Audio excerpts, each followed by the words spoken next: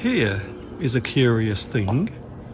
This long wall from medieval times, for some reason, has a post box built into it.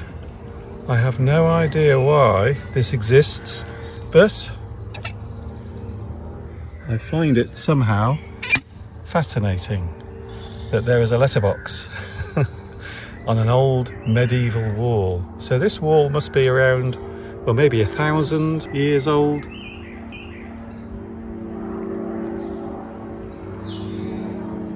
And look, how do they get the mail out of that letterbox? That is the question.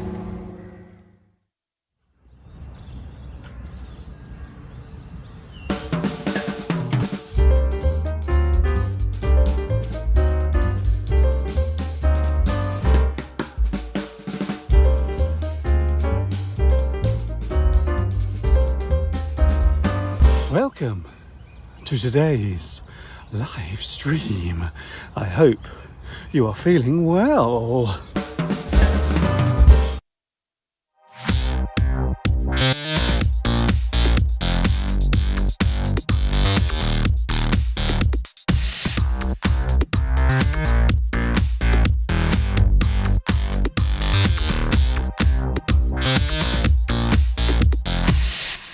We are back again. I hope you are feeling good today.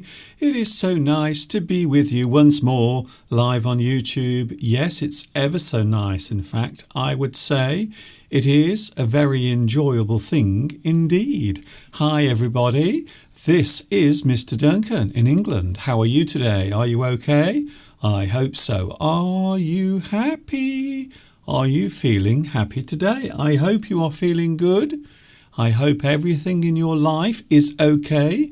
And if it isn't, I hope my lovely smiling face will help your day go a little bit better than it was this morning. Talking of which, before we get any further into today's live stream, I have a question for you. Something we all have to do every single day. No, not that. And not that either.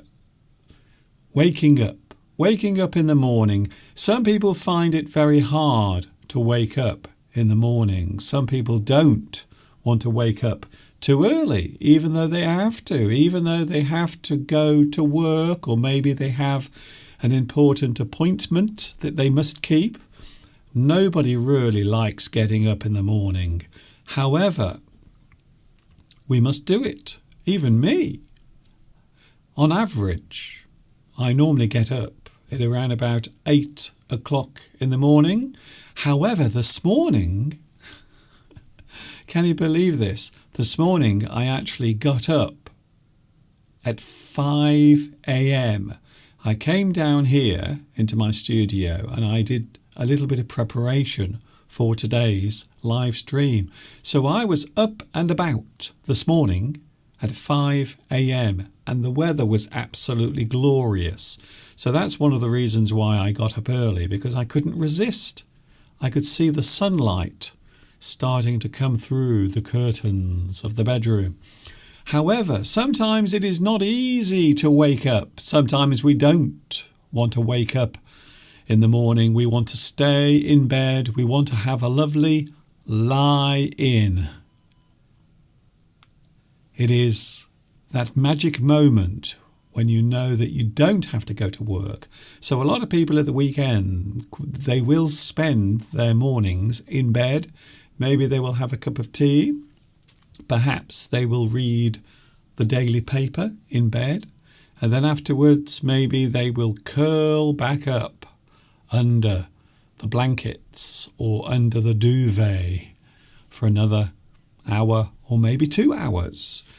However, yes, it is necessary for most of us to wake up at a certain time, especially when we have to go to work, as I mentioned.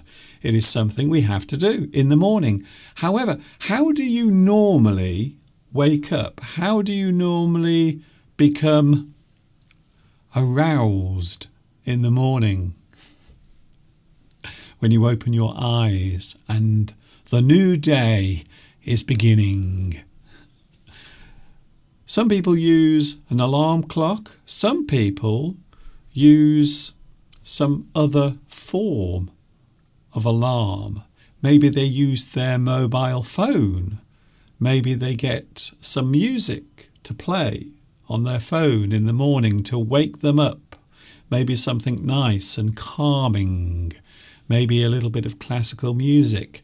Some people have a radio alarm clock next to the bed so they can wake up to their favourite radio station. Or, of course, the old-fashioned way, the alarm clock. I used to have, many years ago, I had a mechanical alarm clock. And I would use that to wake me up in the morning. But the only problem was it had such an annoying ring. It really did. And it used to ring ever so loud. And I don't think I ever woke up in a calm state. So I think it is very important in the morning to wake up with a smile on your face and a positive attitude. Although sometimes it isn't easy. We can wake up in the morning. Maybe we've had a bad dream or a nightmare during our sleep time, or perhaps even, and this is something that used to happen to me many years ago, I used to find it very hard to get to sleep at night. I used to find it really hard to actually drop off and go into dreamland, to be honest. But, and this is always the way, this is how it happens, you can't get to sleep. But when you finally get to sleep, normally there's only maybe an hour or 2 hours before you have to get up. So I always used to find that. I couldn't get to sleep. I was restless. I couldn't drop off. I couldn't ease into that lovely, lovely land of slumber. I found it very hard to do. But I did manage to solve that problem a few years later. So I think it is a way of bringing yourself to a certain type of attitude to sleep, because we do need it. It is very important. Some people neglect their sleep. Some people can't get to sleep at night. They become restless, like I used to. But these days I find that I do sleep very well. But the problem now is waking up. So I seem to have more difficulty these days waking up in the morning. So I normally use some sort of method these days. Because summer has arrived, I often find that nature wakes me up in the morning. I think it's a nice way to wake up, actually, when you come round in the morning and you realise that a new day has arrived, and maybe the first thing you hear is the sound of nature outside your window. Or, of course, as I said earlier, maybe the light, the sunlight is starting to come through your curtains. It does get light very early during the summer months here. So normally around about maybe 3:30, 4 o'clock in the morning, it will actually start to get light. So we have a very early sunrise during the summer months. And of course, the sun also disappears very late at night, normally around maybe 9:30, 9:45 at night, the sun will set. So that is during the longest day, which I think is the 21st of June, if I remember correctly. So what about you? How do you normally wake up in the morning? Think about that question. I will be asking it again in a few moments. We have made it to the weekend once again. I hope you've had a good week. It's been busy here because we have been organising the big meetup that is happening in around about, I would say, 3.5 weeks, or maybe 4 weeks even. So we are going to have a big meetup in Paris, Hello to all those who are coming. If you would like to come and join us, why not drop me an email and I might let you know if I like you. Only joking, by the way. That was a joke, a little joke for the start of today's live stream. Hello also to the live chat. Who was first here today? Oh, very interesting. Congratulations, Beatrice. You were first on today's live chat. Congratulations.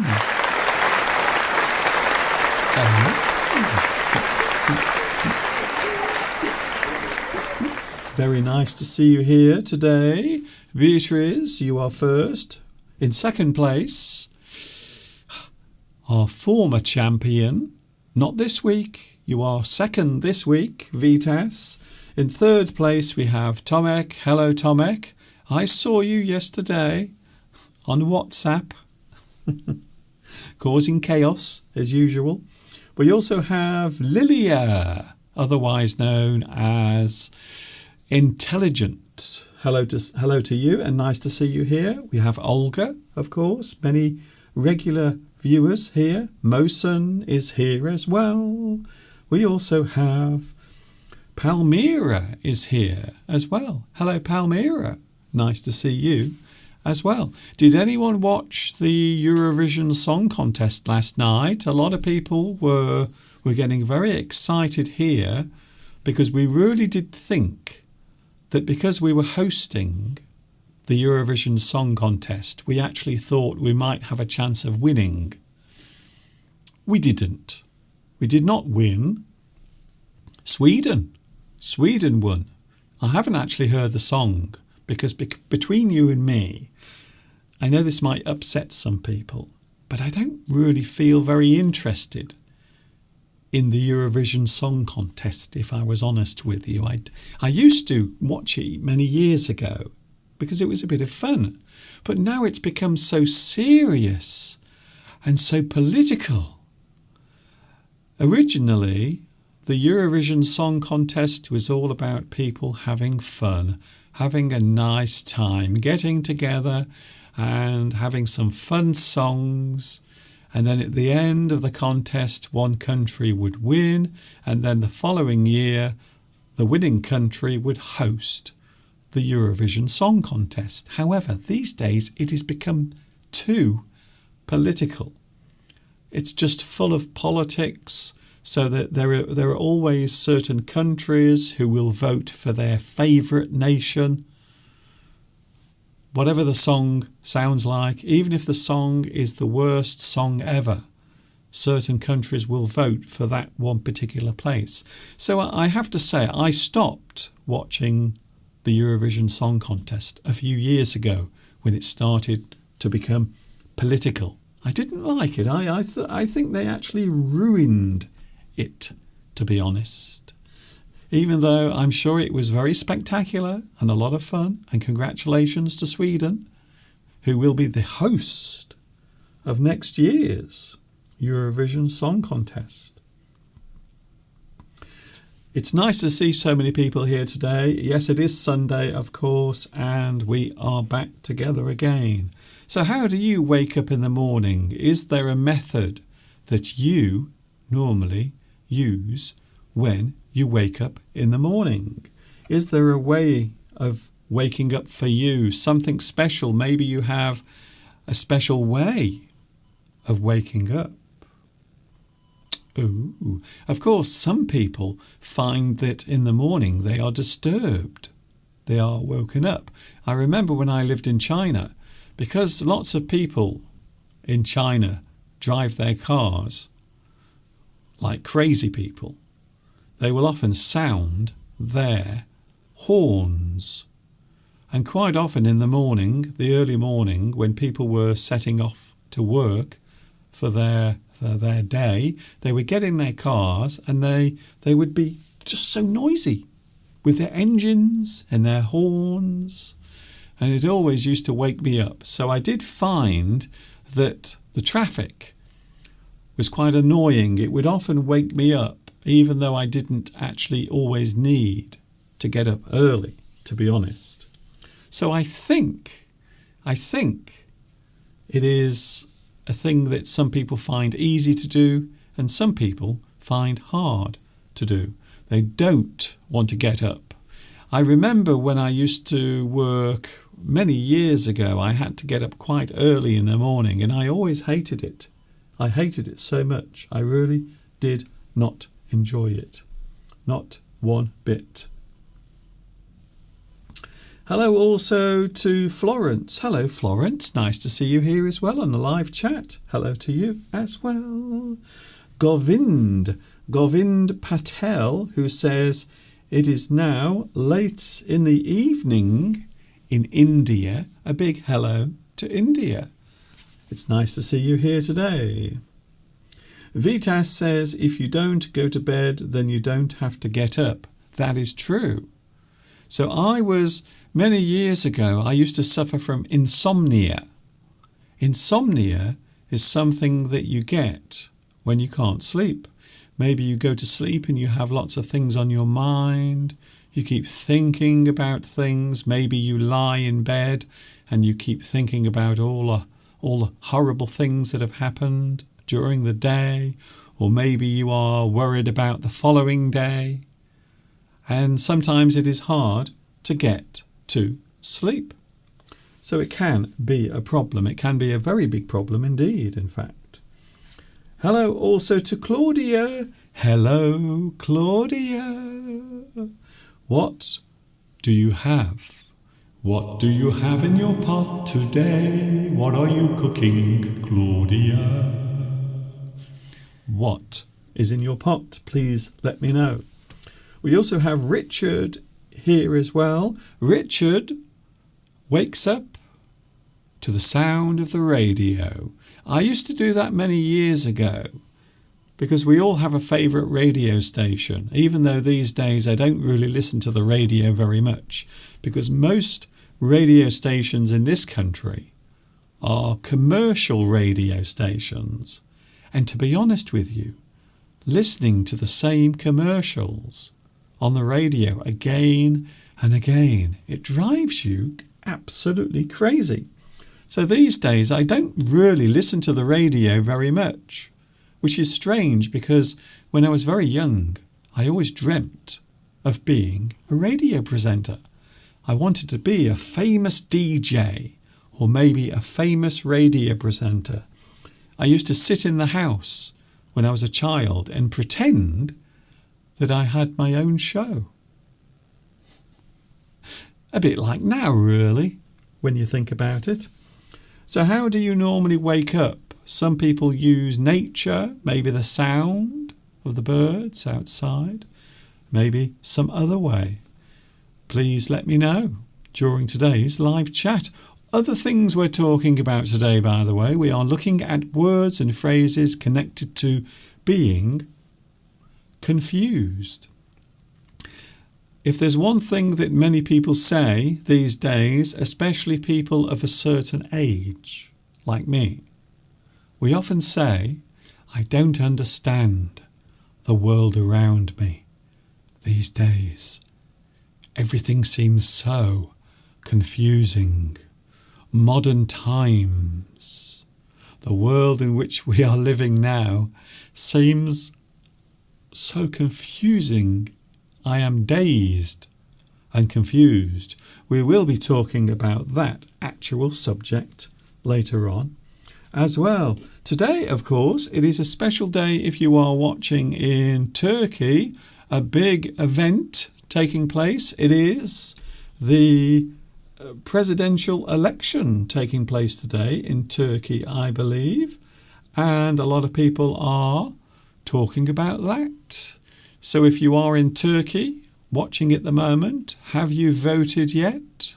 Are you going to go out and vote for your favourite politician?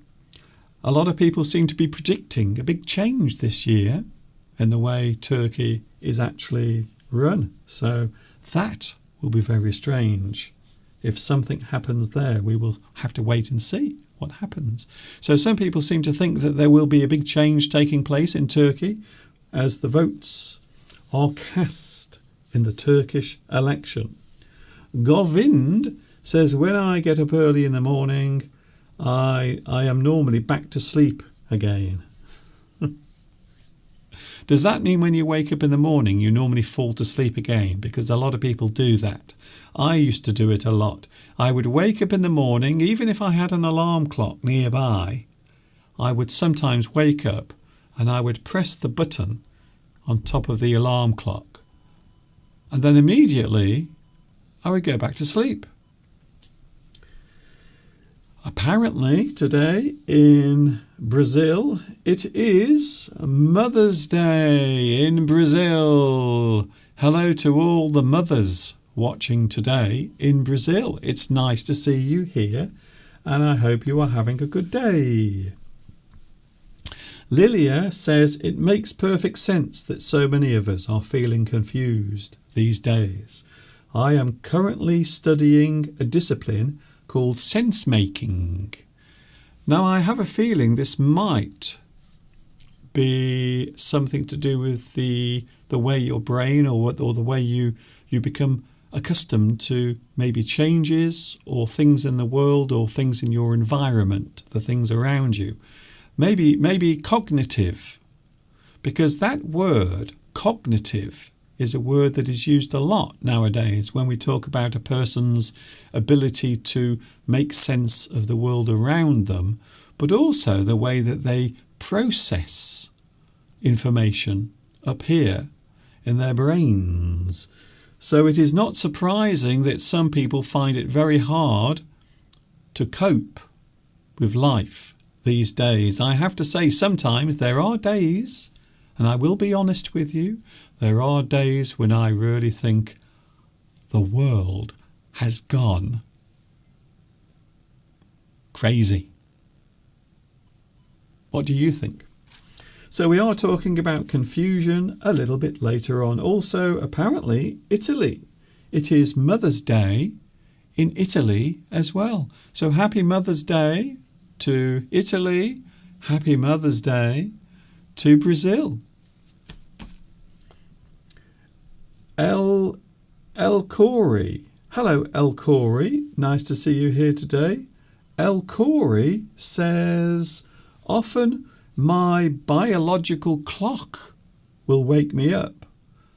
Interesting. Yes, of course, your mechanism inside your body. We all have an internal clock that decides when we wake up, when we go to sleep, even when we eat. So there are things that happen inside our body, and a lot of people find it very easy to go to sleep because their body is telling them to. Your body clock. So a lot of people use that to decide when they go to bed or go to sleep or, of course, wake up as well. I think you're right.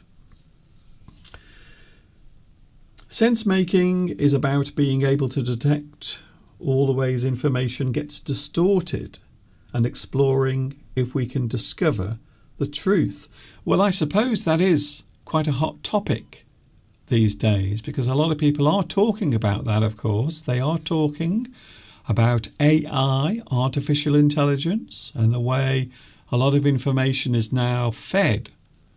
And quite often, a lot of information is given out at the same time. Sometimes it's very hard to keep up to date with what is happening in the world because there seems to be new information coming out all the time. So maybe sense making can help with that process. I think so.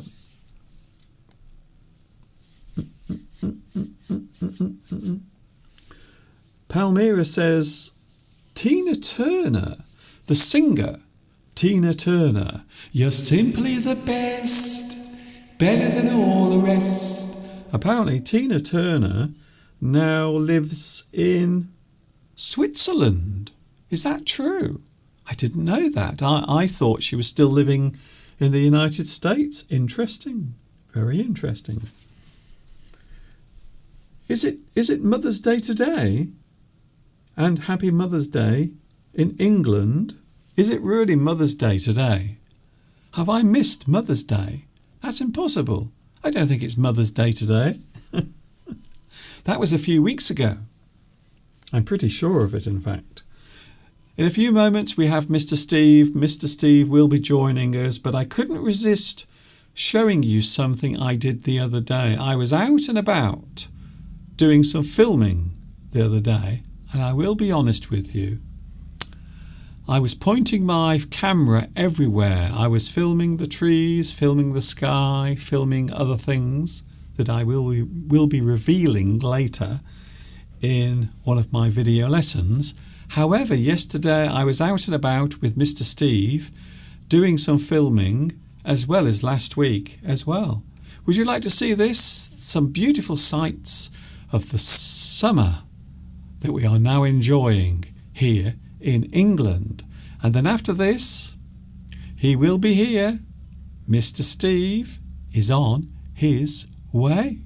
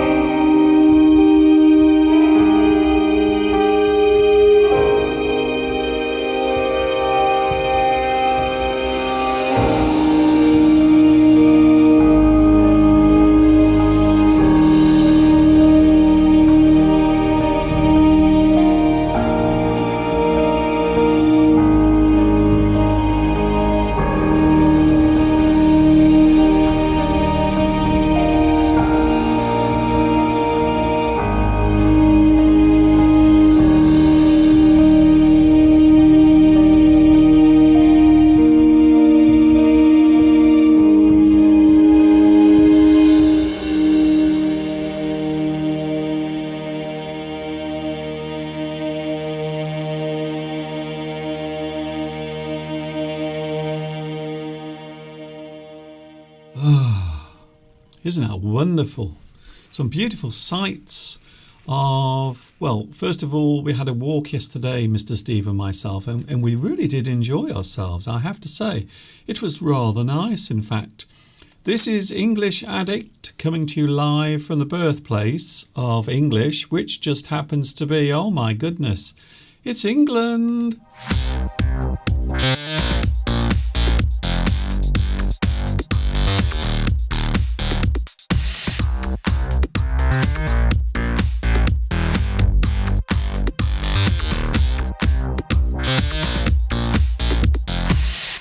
Hello,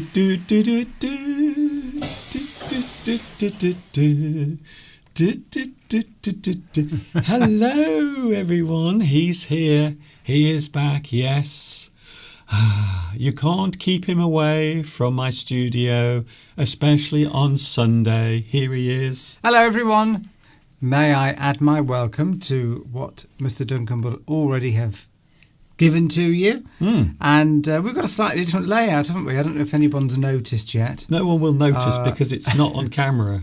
Oh. So all of that can't be seen anyway. So only we can see all the different things that. No, I meant the different lens that you've got. Oh, yeah, that's slightly different. Yes. Anyway. Oh, someone's eating dandelions, apparently. Oh, okay. Yes, well, you've just showed the video. I've never seen so many dandelions. They're everywhere. I'm glad people are enjoying Mr. Duncan's nature videos, which, literally, when we go for a walk, we can never go for a walk. You know, like you go for a walk from A to B, it might take you half an hour or an hour. You just sort of walk there. Not with Mr. Duncan, because he sees something that he wants to film, out comes the camera, and I'm sort of left there sort of, what am I supposed to do? Yeah. While Mr. Duncan is filming away. I mean, obviously the results are lovely. Spectacular. And, that's for the viewers to judge. Well, they already have. But of course, isn't it? It's always interesting when you're with somebody and they do something different than you want to do. It's always a bit. I mean, you're like that when I do things sometimes. But I think I'm more patient when Steve does things. But if I'm doing things and Steve has to wait for me, he is less patient. So I think if there was a contest between us, who was the most patient, I think I would win, because you are quite impatient, especially when it comes to things like technology and machinery. You don't have much patience, Mr. Steve. Oh, well, that's different. That's my own patience. No, I've got zero patience and tolerance when it comes to technology not working. Absolutely zero. I go from 0 to 11 on the anger scale within microseconds. That is true. Something happened recently. There's something else. Anyway, we won't go Anyway, into Steve, I've got tons of things to mention here. Fine. Can I say hello to Claudia? She's knee deep. She got her hands full of chopping onions, which is what I was doing earlier. I had a whole pile of chopped onions because of what we're having later. But anyway. Today we've got lots of things to talk about. There is a big election taking place in Turkey. Yes. It's all happening, and a lot of people seem to be predicting a big change. Well, maybe it'll mean we can go back there on holiday. Now, you do realise that a lot of people might misunderstand what we mean by that. Yes. But we haven't been banned from Turkey, for those wondering. But yes, we might be going back there. If the attitude and the strictness eases off, that's all. Anyway, that's all I want to say. That's all I want to say. Right, yeah, okay, move on. Steve, we had an exciting event here this week. Something very exciting happened. I can't think of anything. I wasn't excited by anything last week, Mr. Duncan. Why does that not surprise me? So it must have excited you. Yes, it excited me very much. Would you like to see? The cows are back. We have some cows. They are back, everyone. These are different cows. I think maybe one of them or maybe two of them are the same cows we had last year. But these are the new cows. They arrived 2 days ago, and already they seem very comfortable. They came over to the fence of our house, didn't they? You are right, Mr. Duncan. That was an exciting high spot to the week. And yes, I went out actually because there's on our border with that field, there is a hedge that I have to cut from the other side. So in the field, I have to stand in the field where the cows are to cut it back successfully, which the owner doesn't mind, I hope. But yes, I was looking out because normally when we get new cows, they are very excited and they will sort of run up to you, and I think they're just inquisitive. I don't think they want to do you any harm, but it does make you feel a bit nervous. So I was looking out to make sure when I was cutting back this hedge that I wasn't being watched and pursued by frisky young cows. But anyway, they did. Although I got over the fence, and I think they were looking at me because they came over mooing at me, didn't they, Mr. Duncan? They did. But as you say, they seem much friendlier because they normally take a few weeks to settle down and get used to people. But these seem to be quite relaxed, so we're very pleased about that. So that's the big news. The cows are back. We have some new cows, some new bovine animals to watch. Frolicking at the back, and sometimes you might hear them as well. You might hear the occasional moo. I think they're friendly because they came up to me when I was, our side of the fence.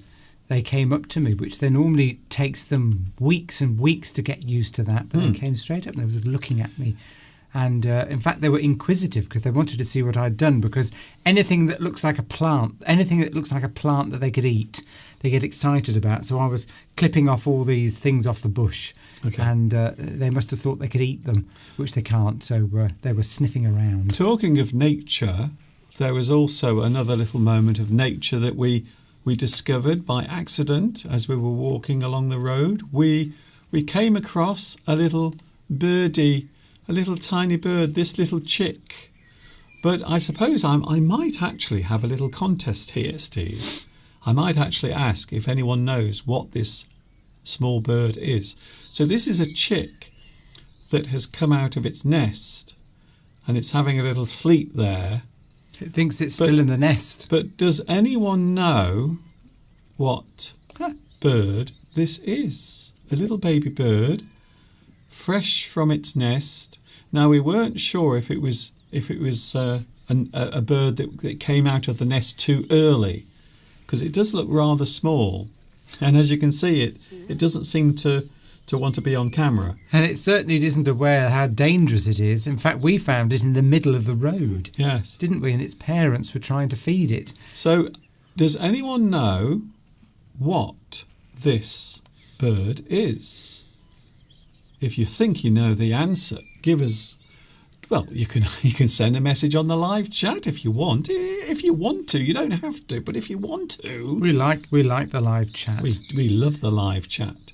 So, does anyone know what this particular bird is? It's acting like it's still in the nest. Yes. Totally unaware that it could be killed at any moment by a whole plethora of different things. A plethora. Yes. Goodness me, means Steve. Many, doesn't it? Steve, I think that might be the best word that you've used for a long time. Was that word of the week? Plethora. Or plethora. No, that you know what that deserves? That deserves a fancy pants, because I haven't done one of those for a long time. Ooh. Plethora or plethora. Very nice.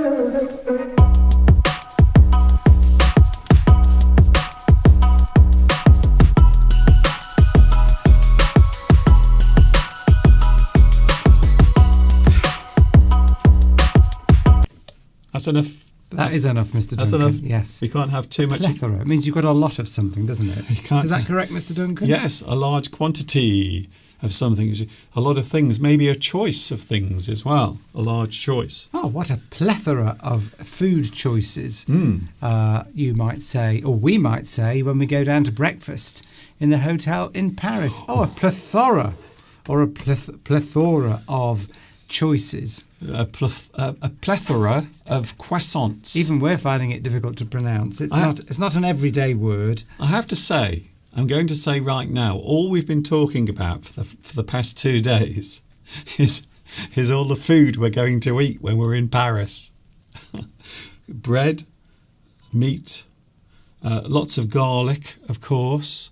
Wine. Cream potatoes, mashed potatoes, because that is one of the famous delicacies, believe it or not, mashed potatoes. Or do they just think that British people like it? No, it is part of French cuisine. Mashed potatoes. Yes, potatoes are used a lot in French cooking, in fact. So that's it. Olga says, is it a blackbird?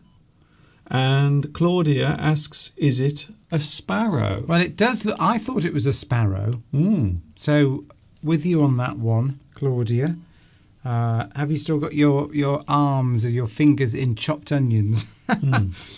Yes, I thought it was a sparrow, but in fact I think Mr. Duncan does know what it is. In Italian, pletora is also used. Many things. Oh. A large choice. A large choice. Should be an H in there somewhere. I would not be surprised. No, well, maybe that's how it's pronounced or spelt Yes. in Italian. Well, But I would imagine it's probably, if I remember correctly, I think it's probably from Latin anyway, I would imagine. we think it's spelt, but without looking it up, now we're going to show. Do you think it's spelt like that, Mr. Duncan? Yes, yes. Plethora. But you might find in Italian that the TH isn't pronounced. And maybe it's pletora. Pletora. In fact, that sounds very Italian, I have to say. Here's an interesting comment from Nitram. Hello, Nitram, who is reading or getting into Richard Dawkins at the moment. Yes, We have we'll talk about a couple of books by Richard Dawkins. I'm a big fan of Richard Dawkins as well, with his views, his way of explaining things, such as, because he is very much into now what is his field? Now, is it biology? I think it's animal biology, or Yes, that's I think was his. Yes, because he always says that he's not a physicist. So That's it. But- I mean, biology would be the broad subject, but I think it's evolutionary biology. That's is it. Yes, his yes. speciality. So I think. over the years, though, he's gone from that, and he's become more of a spokesperson for. How can I put this? Atheism. People who are not religious. Yeah. And we've got a couple of books. The Blind Watchmaker, which was a well-known book, and also a TV series as well. And, of course, The God Delusion, which was a big bestseller. And recently, I think it's something about myths and fantasy and the way all of these things came about as well. So Richard Dawkins has become quite an expert on many things, but also he is quite often associated with the atheist movement. Yeah, definitely. He's like their poster boy, you would say. There's a good phrase, a poster boy, somebody that is sort of lauded and held up as a main proponent of something. And in his case, it's atheism and arguing against the existence of a god. But we've noticed, haven't we? I was about to say, he seems to have backed off. He seemed to have softened his approach. To atheism now. And I think this probably is for two reasons, Steve. He's getting on a bit. And I think the energy needed to debate this all the time. And I think debating is a really hard thing to do. It isn't easy to do that. Well, And also maybe because he feels maybe threatened by what he says. Maybe people have made threats towards him. Well, he's said that he can't feel as though he can speak out against certain issues anymore because his life's been threatened, which is a very sad state of affairs. I think we all know what's going on there. But no, it's interesting that we saw an interview with him recently, and rather than just in all previous interviews, Okay. if he's always vehemently says there is no God, that's it. End of question. It's impossible. But recently I've noticed he's saying, well, there's no absolutes in science, which is what I've always said. You can't absolutely say that there isn't a God. Well, but you can't absolutely say anything when you think about it. Yeah, well, that's it. So we don't want to get into this subject too deeply, but it's interesting from Nitram's point of view. If you read some of his earlier books, he has softened his stance a bit.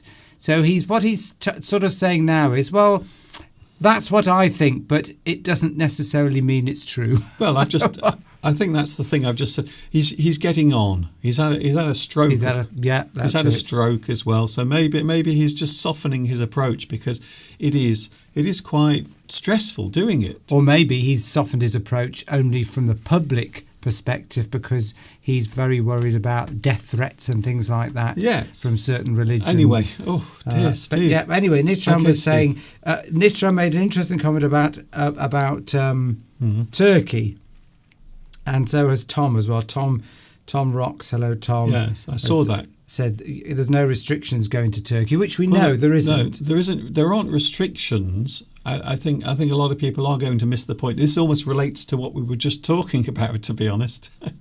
But no, it's not that. But maybe over the past few years, the laws and the rules and the way things have been The perception from controlled. our point of view is well, that it wouldn't necessarily be an ideal country for us as a couple to travel to. yes. Nitram says, when you go to Turkey on the next vacation, you better not get stoned. Now, there's at least two meanings of the word stoned. One is literally someone hurling stones at you because, we're two men together. Or do you mean, as a form of punishment? Or do you mean getting stoned as in smoking marijuana? There's two ways of looking at that. Yeah, stoned is just being high on some substance. Well, that's anything. That's what I mean, yeah. Yes. So do you mean that we could literally get stoned, or do you mean that we're getting stoned? I don't think they have. They don't have stoning, by the way, in Turkey. Well, I don't know what... They don't. No, they don't do it. It's prison. Prison. A long, long time in prison. A long, long, long time in prison. Anyway, Steve. it. Yes. Steve, moving on quickly. So we've had a couple of guesses for the mystery bird. One more time. quite a change of... Okay, Steve, let me just do this. So we have the mystery bird. Isn't that lovely? Oh, yeah. And it's making a little sound as well. It's saying hello. Actually, I think it's saying, can you stop filming me? Give me my privacy. I've only been out in the world for a few moments. Isn't that lovely? It's a bit like me in the morning. Yes, let's move on, Mr. Duncan. Move on. Is it what? It's what you keep saying to me. Well, yes. I'm only joking. What? Okay, no, just carry on with that. What's the answer anyway? I'm not giving it yet. Well, I know. Yeah, okay. Well, I can give it because I know what it is. No, I'm not giving... Okay. You're going to wait what? for a bit longer. Okay. Okay. I'm fine, Mr. Duncan. Yes, Intelligent makes a very good comment. Is it possible that Dawkins, being an intellectually honest man, found inconsistency in his own arguments and therefore softened his tone? Quite possibly. Isn't that right, Mr. Duncan? Well, I just think he's elderly. He's an old person. He's an old man, and that's what happens as you get older. I always remember a great story. W.C. Fields. Who remembers him? Oh, hello, my little chickadee. And he was a great character actor, and also apparently he was well known as an atheist. But apparently there was this wonderful story going around a few years ago that he was on his deathbed and someone came in and he was holding a Bible in his hand, reading it. No. Oh, okay. What am I going to say? I see. And the flow of my story. And someone asked, "Oh, what are you doing? You're an atheist. You're an atheist." He was flicking through, and he says, "I'm just looking for a loophole." And that's it. Right. So that was his dry wit. So he wasn't really... Well, that's the thing. The thing is, Mr. Duncan, I like to think of myself as a atheist sometimes. Sometimes. But the thing is, when something really bad happens in your life... How can you be an atheist sometimes? Well, what I mean is that when everything's going well in your life... It's quite easy to think in those terms. Oh, there's no evidence, etc., etc. You're a trans theist. Probably. I'm probably agnostic, I think is a phrase. No, well, that was a joke, you see, there. Trans theist. Ah, right. So you can have transgender nowadays and people who are trans race and trans theist. transtheist. So between different gods, you mean? So, well, not just that, but sometimes you go, I do believe today, and tomorrow I don't. Yeah, And then well, today I do. That's the thing. You say you do believe when things start to go wrong. Like somebody very close to you dies, Yeah. or your life might feel threatened, or you want somebody that you love very much is seriously ill and you want them to live. Well, those moments, most people, I wouldn't be surprised if Richard Dawkins doesn't do it as well, just gets in a sneaky prayer there just to cover themselves. Yes, there is isn't it? There is a Fair weather. No, believers. No, there is a phrase that means that someone will always hedge their bets just in case. So maybe you go, I'm an atheist. Please God, just in case. Just in case. Yes. If you are there, okay. And then the next day they go, well, I don't believe in all of this. And then the next day they go, no, it's okay, it's me again. It's me again. Remember me, just in case you are there. It's quite fashionable, isn't it, sometimes to, in public, espouse, there's another word. Espouse certain views on a subject because it makes you sound intellectual or clever, express. But in private, you might think something completely different. Particularly, as I said, when life isn't going the way you want it to do, yes, or you feel threatened. Well, I suppose a good example was me a few weeks ago when my mum passed. And to be honest, I did not think any of that. Because my mind is pretty solid and I'm not very good at changing my mind. Well, I would change my mind if there was proof, if there was something that made me change my mind. But I am pretty much with the opinion that life is for living. This is it. We are here now. Yeah. Enjoy yourself. Enjoy the journey. We are all on the same train. And one day that train will hit the buffers. And then it will be over. So enjoy the journey. Look out the window. Enjoy the landscape as it goes by, and experience every moment. I can see buffers, Mr. Duncan. Right, yes. Well, talking of, Nitram says that, you see, there's always, in the back of my mind, I remember, and I've said this before, and I'll very briefly sum it up, Mr. Duncan, that anything is possible. We just don't know enough, do we? And particularly if, and Nitram will probably understand this concept, well, not saying other people won't, but what? He probably has heard of this concept. Yes, I think everyone understands the concept. That if the universe is infinite, then anything is possible, and therefore a God is, in theoretically, is possible. Yes. But anyway, that's enough. And talking of religion, in Italy, bananas presenting their own chat show is possible. So you could have a couple of bananas sitting on a couch and they're presenting. In fact, I think a banana is taking over from James Corden, to be honest, which some people might say that there isn't much difference. Yes. Talking of religion, did you see the headlines about what the Pope was saying, Mr. Duncan, in Italy? What he is hoping or expressing that Italians should do more of. The Pope has said that Italians must turn down the lights and put on some romantic music and make some babies.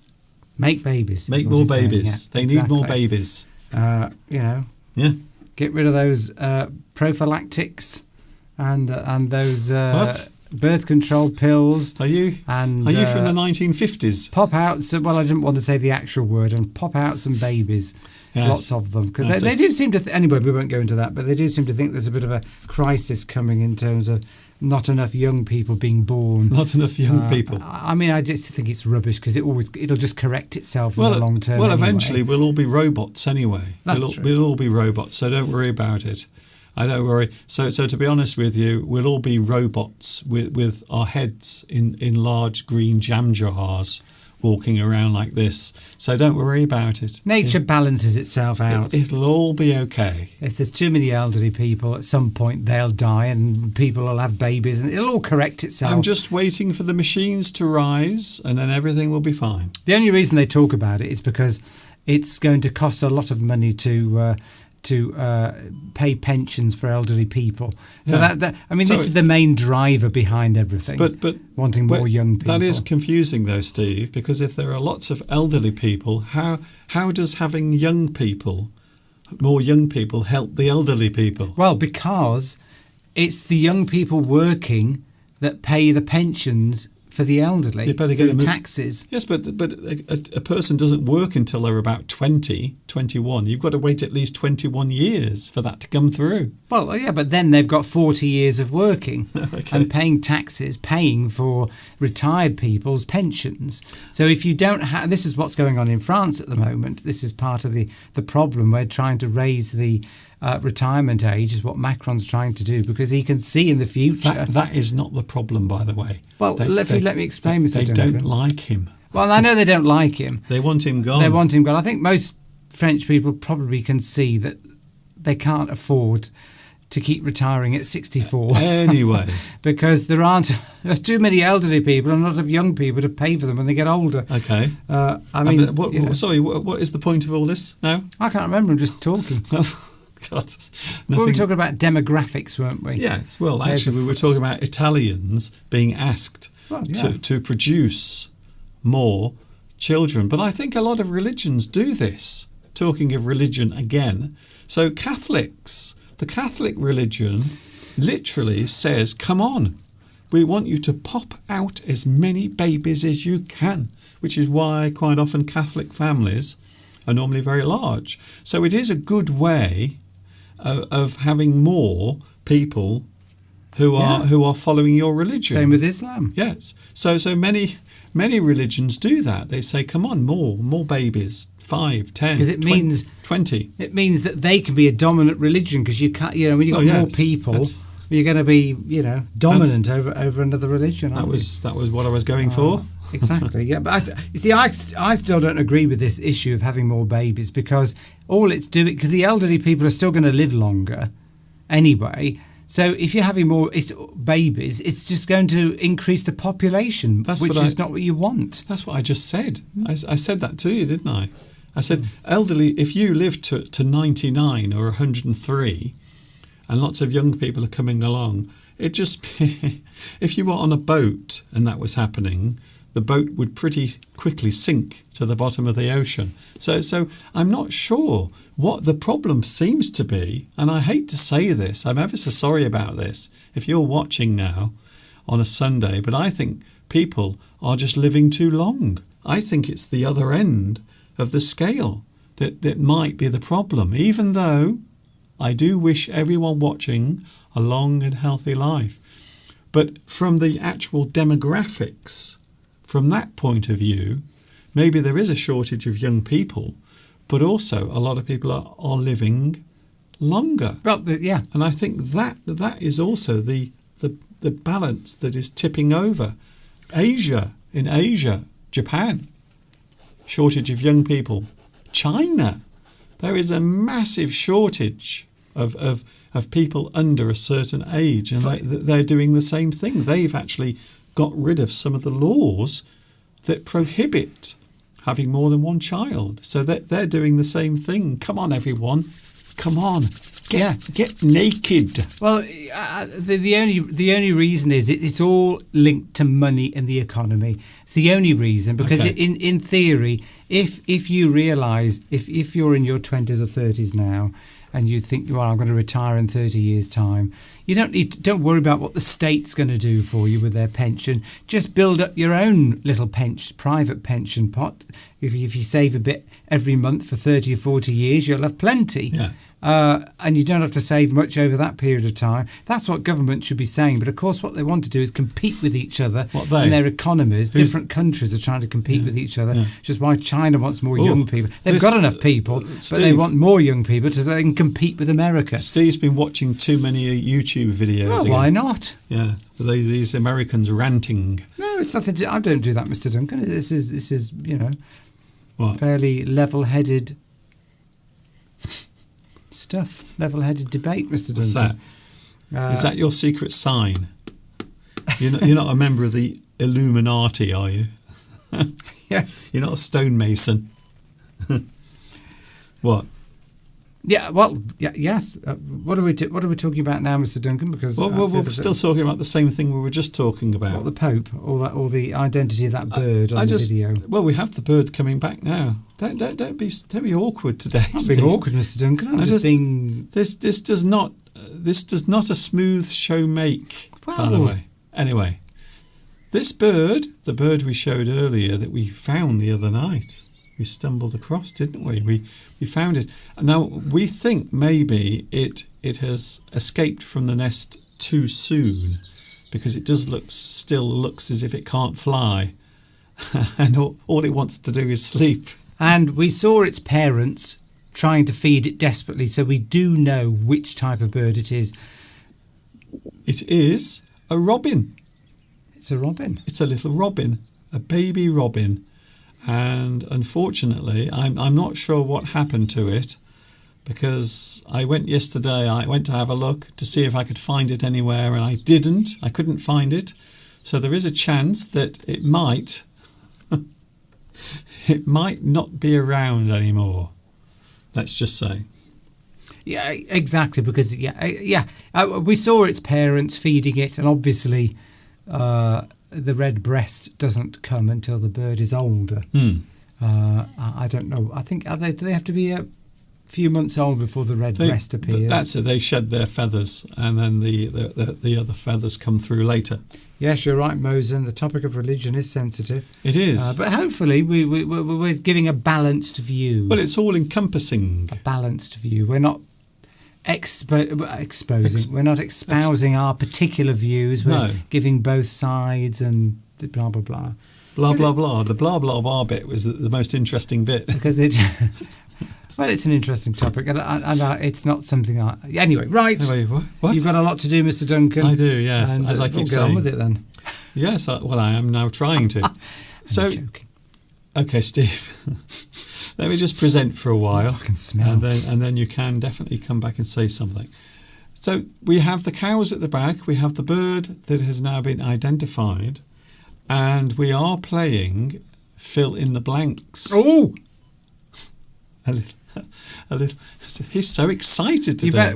You better say that with an echo, because then it'll reverberate around the world. Okay then. And people who like that game will. I'm going to tune in to Mr. Duncan now to play fill in the blanks. Yes. Okay. So coming up later, we have fill in the blanks, fill in the blanks, fill in the blanks, fill in the blanks, fill in the blanks. There we go. That'll bring at least one person back. Okay. The one person that you always see. Well, the one person is actually on now. So yes, I think he's feeling a little bruised. I have not seen. Has anyone seen Lewis? No, I haven't seen Lewis today. I think maybe. Oh yes, Lewis is here. Oh, okay. Then. Lewis is here. Yes. Yeah, good.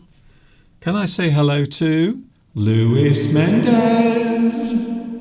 Is here today. Very nice. Yes, and we know you're coming out of retirement when we get to Paris from your previous occupation, because you're going to drive us all around Paris in a big people van and show us all the sights. What's a people van? MPV. An MPV, yes, which the Renault were. What are you on about? A multi-purpose vehicle. I've never heard of people van. Well, MPV. It sounds like something Hitler would make. A giant taxi that'll hold at least 12 of us. Okay. And we can see all this. We're joking. Mind you, you'd get some nice big tips. I have no idea what you're talking about. I'm just joking that Lewis is going to come out of retirement and be our transport around Paris. You do know what a joke is, don't you? Yeah, well, I think it's funny. Well, it's not a joke with a punchline. No, that's true. That's not the kind of joke I'm going for here. No, it certainly is not. But yeah, because we want to go around the Arc de Triomphe, Lewis, Anyway, so and we think you would be best qualified to instruct us. Well, maybe I could hire a Renault. why Renault? Renault van. Well, because they're renowned for their sort of people carrier type vehicles. And then I can drive us all around the Arc de Triomphe. Now, I mean, once we get on there, I'm never going to be able to get off. So we'll just be going round and round and round for the entire weekend. It's very funny for anyone who knows the Arc de Triomphe and the road that goes round it, which is chaotic. I still don't understand how any of it works. But apparently they are sort of trying to control the traffic in Paris a little bit more. Talking of which, we will be in Paris in around 4 weeks from now. And we are having the big meetup in Paris. Is there somewhere in Paris that you want to see? Well, I always love going to the up the steps to the Montmartre. I love that area of Paris. So somewhere you haven't been. Somewhere I haven't. Well, I mean, there's lots of places I haven't been. Yes. Okay. Then I can't name them. Oh, I see. So somewhere. Well, somewhere that you do know. I can't believe it. Somewhere you do know that you would like to see, but you haven't yet seen. Okay, well, the Louvre. I have been in the Louvre. I'll tell you where I haven't been. Is but it's burnt down, so that's not much of a. It's burnt down. You know that the big church. It's not the Bastille, is it? No, what was it that set on fire a few years ago? Oh, tragically, didn't it? The bell. Can't think of that. The bell. What's it called? The bell. Can't think of the name of it. How? I'm helping you. The bell. Who am I? Yes, I know all that. Well, what's his name? The name of it. What's his name? Well, he's a what? The bell. Can't think of the name of it now. He's just say what you see. The bell. The bell. Notre Dame. Well done. Sweet. Yes. Thank you, Palmyra. Sweet. I just got in before you, but never mind. But thank you. I don't know whether that's open. Whether they've got any cafes in there that we could all meet. A cafe? Yes. What, in Notre Dame? Well, it's full of lead. It's a bit poisonous, I think. It's very open air now. You can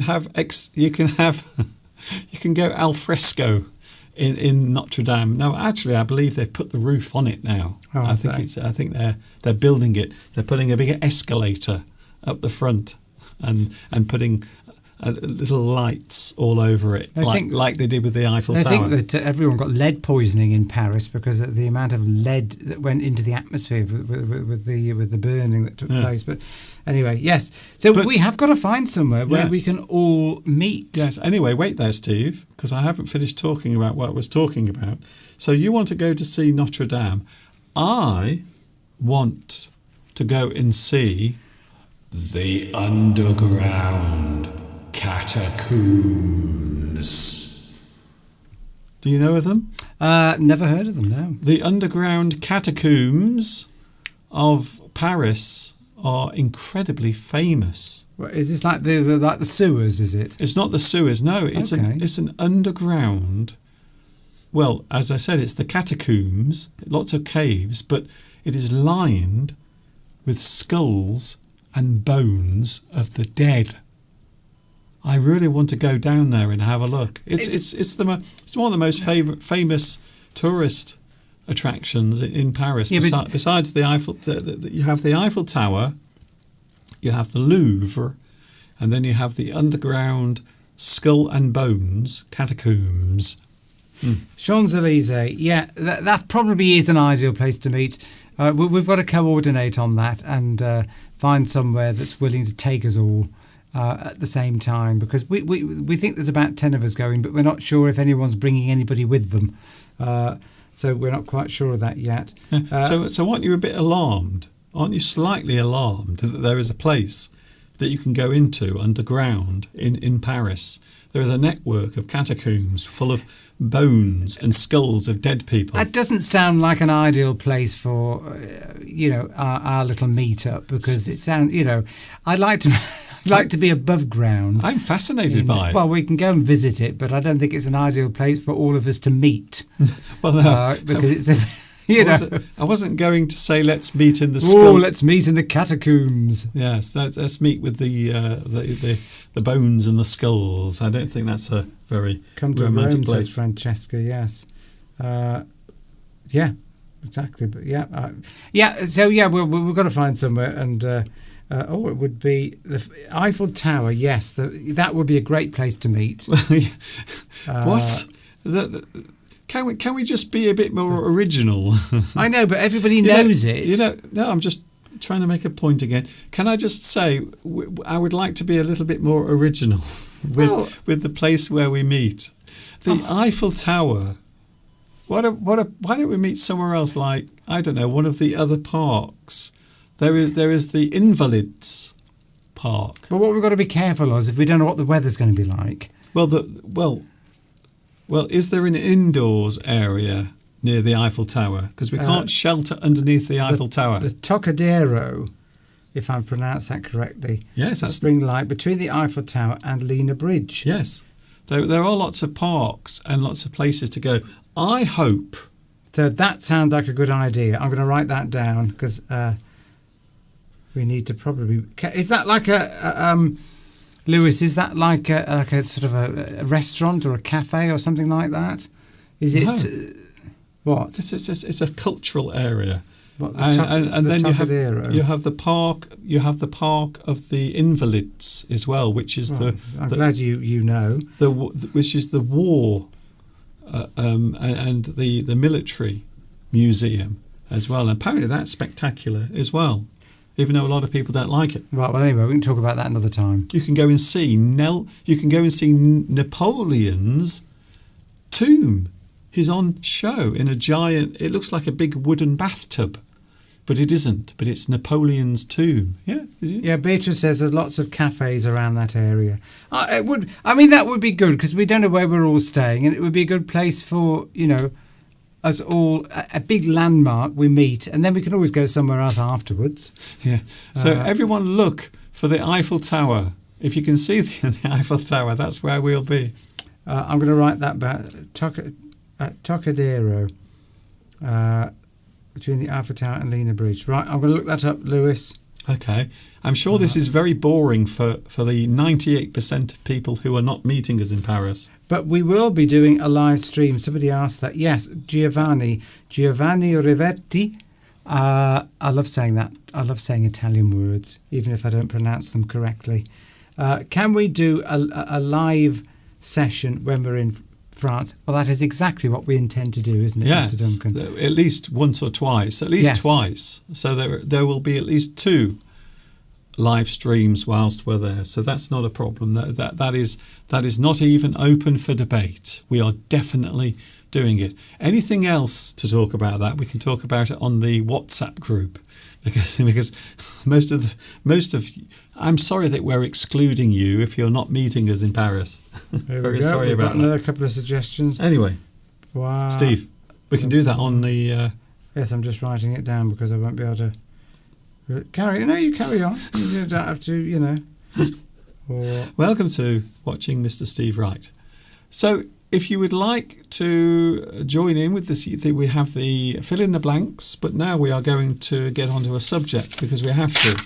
Because basically that's why we're here, to teach English and talk about it. So this is something that Steve finds himself suffering from, a state that you might be in sometimes, Steve. Dazed and confused. You might find yourself a little bit dazed and confused by what is happening around you.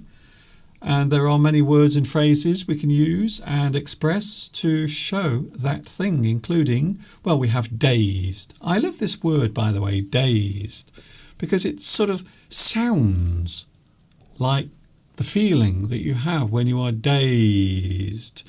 You are in a bewildered, semi-conscious state. So if you are dazed, it means you're not quite responding to the environment around you. Maybe you are a little bit disorientated, or as they say in American English, disoriented. Oh, we're not interested in American pronunciation on this channel, Mr. Duncan. Okay. I'm only joking. Dazed. Yes, if someone hits you over the head, clunk. But you don't fall unconscious. You will be dazed. But you don't have to be hit on the head to be dazed. You can just be dazed anyway because you're not quite with it. Yeah, that's if you're dazed, that does mean that, doesn't it? You're not quite with it. You're not quite in a fully conscious state for whatever reason. Not necessarily that you've been hit on the head with anything. Maybe you've just woken up. Maybe you're on strong painkillers because you've had an operation or you've got some problem. Or you're just addicted to them. Or you're on other medication. You can feel dazed. It means you're just not with it. You're not in the moment. You're not fully aware of your surroundings and everything that's going on. So to be dazed is the state of bewilderment, or to be in a semi-conscious state. Too much information. Okay, Steve, we've got about 25 of these to look at. Confused, to be mixed up. So again, confused. You are mixed up or disorientated. So you don't really know what's happening. And a lot of people say these days, don't they, Steve? They say these days everything is very confusing. You are confused. Everything seems confusing. Particularly as you get older, you often get confused, particularly if you don't stay, which is very important, and this is something that Mr. Duncan always talks about. You've got to stay. You've got to know what's going on in the world with technology, different things that are going on. Because if you lose touch with all that, before long there will be a bigger and bigger gap between what you knew and what is actually happening now, particularly with technology. And it's lovely to see people like Lewis on here, who we know is older than the average of us. Staying up, how many people of Lewis's age are going on to live streams? Not many. I mean, I don't know many elderly people that would even know where to start with that. But Lewis is keeping up to date, and probably many other people watching, we don't know everybody's ages, keeping up to date with technology, so you're not getting dazed and confused. You're keeping up with the times. I hope I've explained that. Staying connected. Staying connected to the real world and to everything that's going on, particularly with, having younger friends who can sort of tell you what's going on in their world. And in their world? Yes. The world of the young people. Yeah. Another one, Steve. Yeah. We've got to get through these words. Bewilderment. So I like this one because it really does express quite clearly that the feeling of being completely confused. Bewilderment refers to the actual feeling of being confused. So you are bewildered. Maybe you are confused by the world around you. So the state of confusion. Or maybe you've been on a training course to learn how to use IT equipment or something, and there's so much information coming at you. It could be any subject. There's so much information that they're giving you that you are bewildered and you don't know how to make sense of it. And it might take a while before you do. And that will cause bewilderment. Yes. Because you don't know what is happening. Oh, I'm so bewildered, Mr. Duncan. I just don't know how to operate my new car's infotainment system. I'm completely bewildered. Sadly, that is actually true. Another one, Steve? 6 years on, I still don't know. Okay. Dizzy? You might be dizzy. Oh. Dizzy, I'm so dizzy, my head is spinning. You are dizzy, you are in a spin. You are physically confused or unsure of something.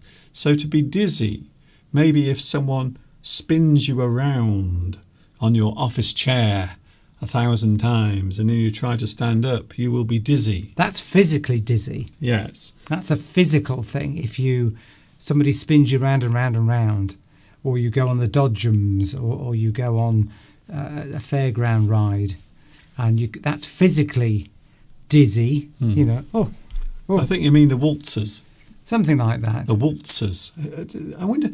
I've only been on the waltzers once, and I thought I was going to vomit over myself. Just horrible thing. Horrible. You came off and you were dizzy. You couldn't get your footing, but you can be dizzy in a mental way, which is what we're mainly talking about here. Yes. Maybe a person who is disorganised in their life might also be described as dizzy. Yeah.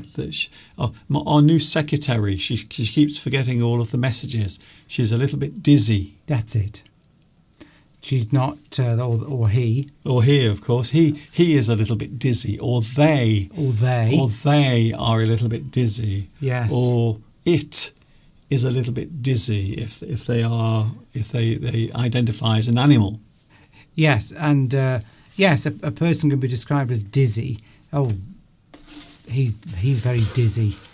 You know, because you're just sort of going from one subject to another. You're not very well organised. You're not sort of a logical thinker. You can also be dizzy. Can have positive connotations as well. You can be dizzy in love, can't you? You can be, oh, I'm so in love, I feel dizzy. Yeah, so it can be a positive thing. It doesn't have to necessarily mean negative things. So a person could be in a spin. Yes. You might be puzzled by something, or puzzled by some information, or maybe something you are confused by, or you are confused about. Puzzled. Also, another one is flummoxed. I love that word. That is almost my word of the day, but we have another word coming up which is even better than flummoxed. Brilliant word. Well, Intelligence says here, I often feel, here's a good use of the word bewildered. I often feel bewildered when I find myself in a big city. It takes a lot of effort to know which information to prioritise and act on. Exactly. So when you go somewhere new, I mean, this often happens to me. I don't know what to focus on. You've got lots and lots of information, lots and lots of places to visit. You can sit there in the hotel room with all these leaflets telling you, oh, go here, go here, go here, and you can't fit them all in. You've got to somehow prioritise them, and so that you're not in a state of complete bewilderment. I was going to say something else as well, but yeah. Anyway, moving on. Just, but it's nice when people, puzzled. Examples. Oh, okay, puzzled and flummoxed. If you are flummoxed, I love that. You are unable to solve or understand something. So I like that, flummox. Maybe someone asks you a question that you don't know the answer to. You might be flummoxed by that question. You don't know the answer, or maybe you are just confused about the thing you are supposed to do. You are puzzled. You go for a job interview. Flummoxed. And someone asks you a question and you can't even begin to answer it. You're completely flummoxed. You can't even... I mean, yeah, flummoxed is it's when you haven't even got a clue about something. You haven't got a slightest... Nothing comes to mind. Somebody asks you a question. It might be, as a job interview, it could be anywhere. And you just haven't got a clue how to reply to that question. I'm completely flummoxed. I'm sorry, you've got me. I just don't know. You can't even come out with anything. I think that's right, wouldn't you say, Mr. Duncan? The next one, perplexed. Oh, these words are quite good. I'm enjoying these words, but we have a really good word coming up in a few moments. Maybe my favourite word of the live stream today. Perplexed. You are unable to comprehend. So you can't understand that thing. You are confused. You are perplexed. Maybe you have to absorb a lot of information at the same time, as we do nowadays. Quite often we have to absorb or take in lots of information at the same time. Yes, you would probably use the word perplexed if you wanted to sound quite clever and that you've got a good grasp of the English language. Most people would use the word confused. I'm a bit confused about that. Can you explain it? Whereas if you were, trying to show that you had a large vocabulary, you might say, I'm perplexed. Can you please explain? Most people would just use the word confused. But, so the next word, would you need to show off if you used this word? Befuddled. Befuddled. I think maybe sometimes we all find ourselves a little befuddled by the world around us. You are baffled or bemused. You are confused. You are dazed. You are befuddled. Sometimes a person is befuddled if they just can't absorb the information. Of course, a person might be befuddled if... It just sounds funny every time you say that word, Mr. Duncan. A person might be befuddled. It is a funny word. It's a funny word. It's not a word in common use. No. Well, there it is used. It's often used to describe a confused elderly person. Okay, you've really got it in for the elderly today. No, I haven't got it in for the elderly. I'm just objectively, appraising the situation. Okay, appraising. Are you trying to appear intelligent? That elderly man looks befuddled. You wouldn't say that about a teenager. Oh, that teenager looks befuddled. You would say that teenager looks confused. Okay. Whereas if it's an elderly person. So, if you know any elderly people and they don't seem to know what's going on, you can say, are you befuddled? And you might get a punch in the face. But it is, isn't it? It tends to be used. Or you could be trying to insult somebody. So you might say to me, you're doing a very are good you job. Befuddled? Yes. Because obviously I'm not... I'm getting older, but I'm not elderly. But you've always been befuddled. Yeah, since I met Steve, he's been befuddled. That's not true. It's a word that you tend to use to describe the actions of an elderly person. Anyway, yes. The next one. This is it. The word of today. This is the word. The word. Look at this word, Steve. This is an amazing word. Wait till you see this. This is today's word of the day. I think so. I thought it was my word. No, that's just old. What was my word anyway? Can't even remember what it was now. Great. Well, maybe you are befuddled. That's because you're befuddled. I asked for that. You did walk into that. I walked into that. You walked right. Anyway, here it is. Proving the point quite well there. Here we go, Steve. This word is amazing. Again, a word that is very rarely used in common English, but Mr. Duncan's come up with it. It's used, if you read the screen, you will see that it's used informally. Informally means maybe as slang or in a surrounding or in a group of people you are familiar with. Discombobulated. I love that word.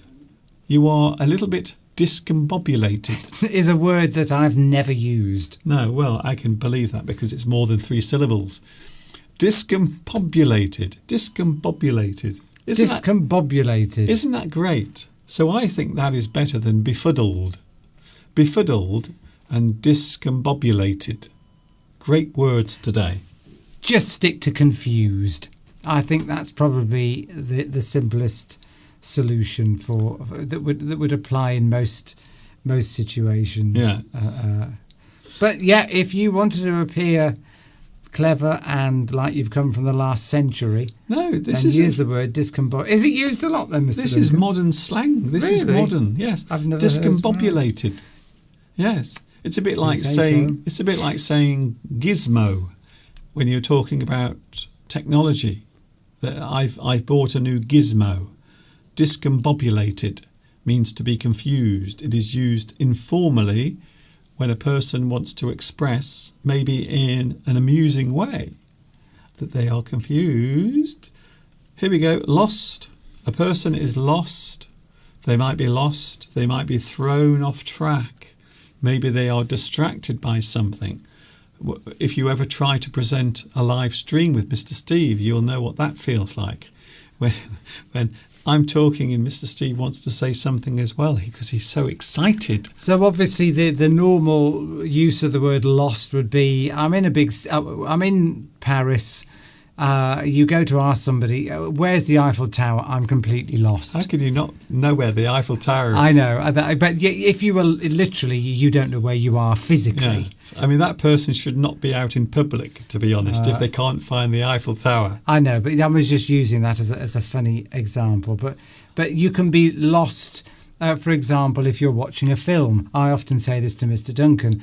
What is going on in this film? I'm completely lost. That's now, it. obviously, I'm not physically lost. Well, I'm mentally lost because I've lost the track of the plot. Yes. Well, if I can just interrupt there. Lost, of course, does mean to lose your track. That literally is the meaning of lost in all senses. So even if you're lost in a city, it means you've just lost your track. Physically. Yes. Well, but it's basically the same meaning. Same meaning, exactly. Yeah. That's it. Well done. So lost, like the TV show. I've never seen the TV show called Lost. I've never seen it. So a lot of people, it was one of the big TV shows before Breaking Bad came along.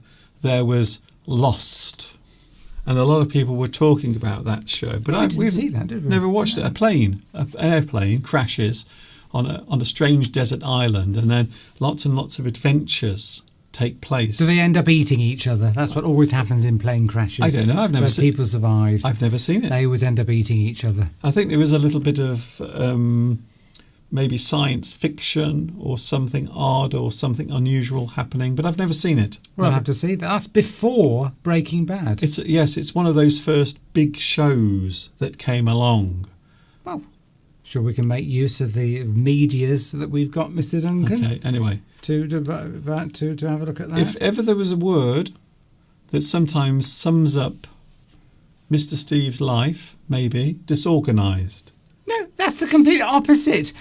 That's what describes you, Miss. I'm very. He's laughing. Yeah, you're the disorganised one. I'm the one that organises and has my life in a nice sort of logical.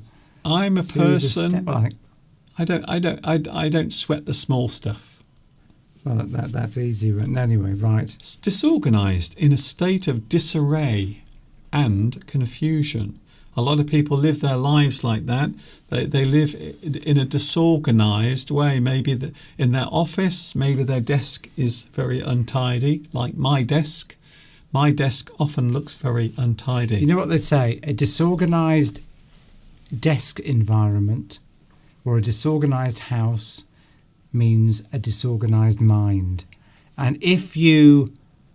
And I find that, don't you? If you tidy, I go into my sort of office room or any room in the house and there's magazines lying around and just stuff's not in the right place.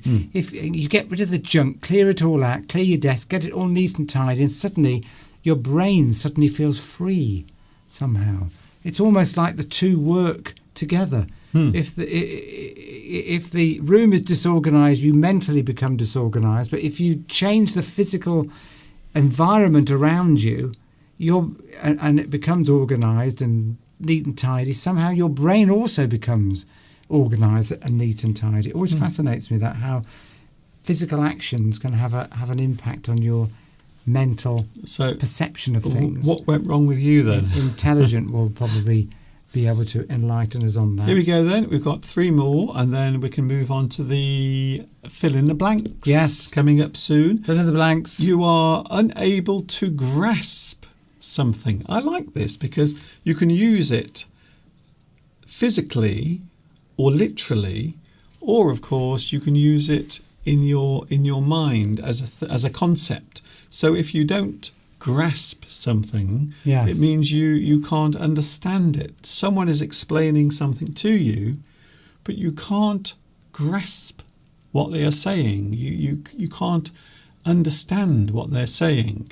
Yes, you haven't, fully understood whatever the concept is or whatever it is. I don't grasp this plot at all in this film. What's going on? Yes. I'm confused. So you can't grasp that thing. Of course, physically, you can also grasp something if you hold on to something. Maybe I grasp Mr. Steve by the neck.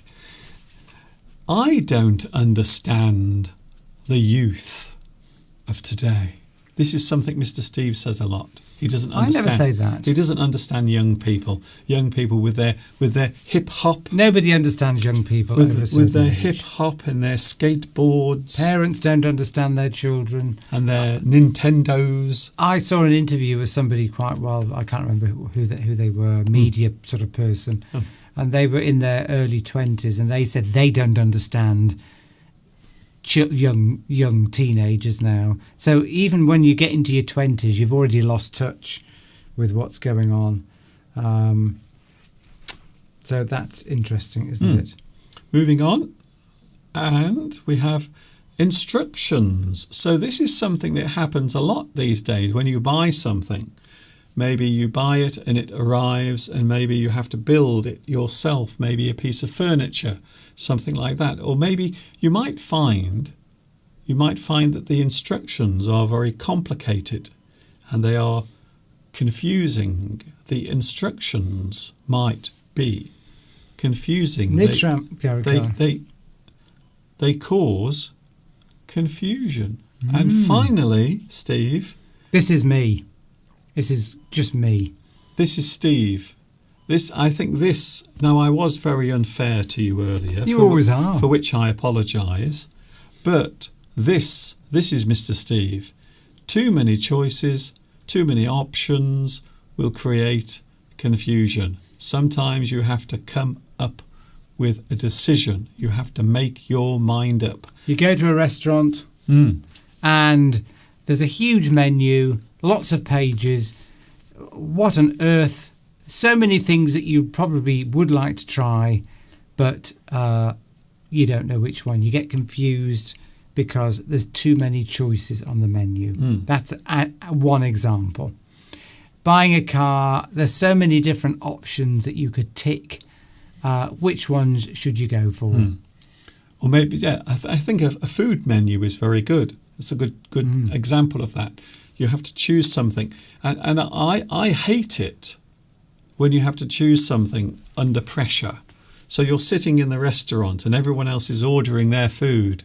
And then suddenly I realise that I haven't chosen my food from the menu.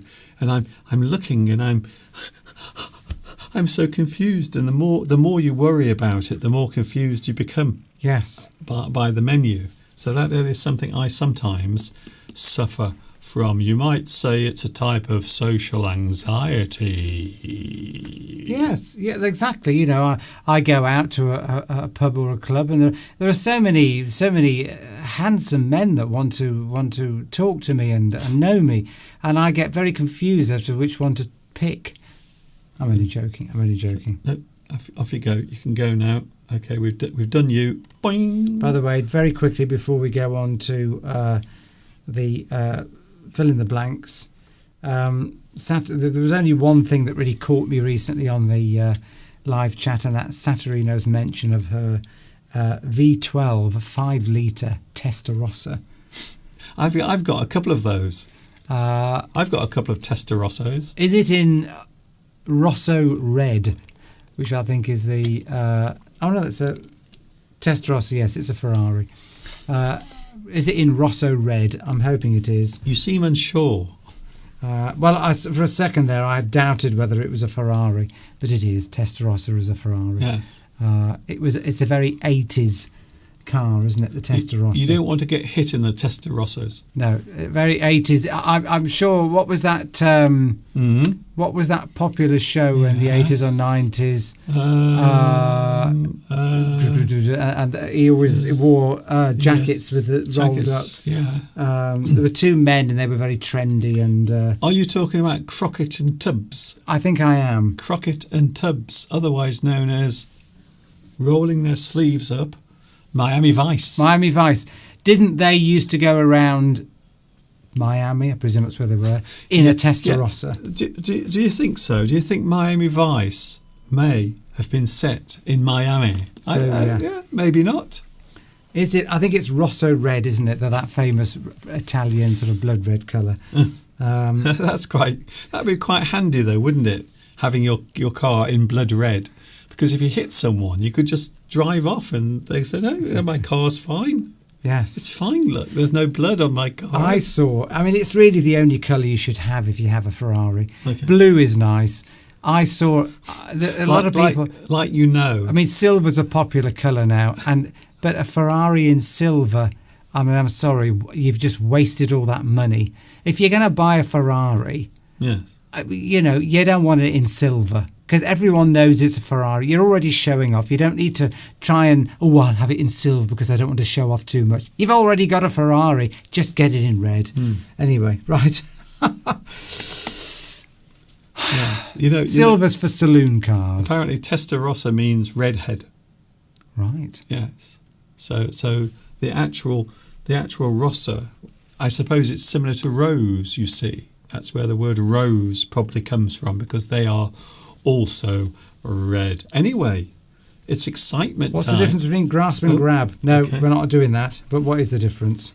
Good. Well, they're the same thing. They can actually be used as synonyms. You grasp something, you grab something. So actually, they can be used as synonyms. But quite often, if you're grabbing something, it means like a quick sort of I'm grabbing that pen.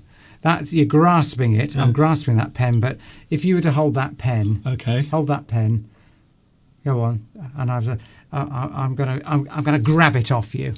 You're suddenly taking it away. Is how I would see the difference between those. I'm grabbing it and now I'm grasping it.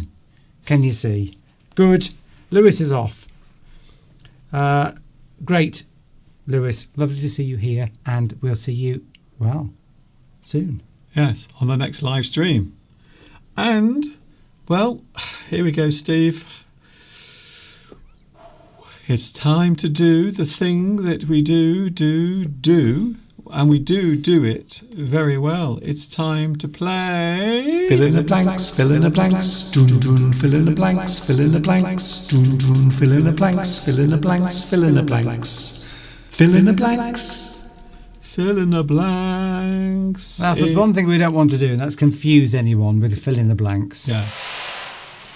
Some people do say that fill in the blanks is confusing. We don't want to befuddle anybody. No. Or discombobulate anybody. We do not want to discombobulate you. That's it. We won't give you too many choices. Yeah. So here we are then. It is time to play Fill in the Blanks. Get your fingers ready. Make sure your fingers are feeling strong and agile. Stretch them, exercise them. Maybe go for a larger keypad so that you can very quickly, not that it's a race. Or you can just use the voice option. Ah, yes. Yes, you can cheat. People do that. They do. I never got into that. I should do, because it's much easier for texting. I write most of my messages now on my phone by just speaking the messages. Do you know, for years, I couldn't understand why some people, if I'm, how you get into sort of text tennis with people, where you end up keep sending each other lots of text messages. Tennis. Why, when somebody replied to me, they seem to be going, the replies seem to come through extremely quickly.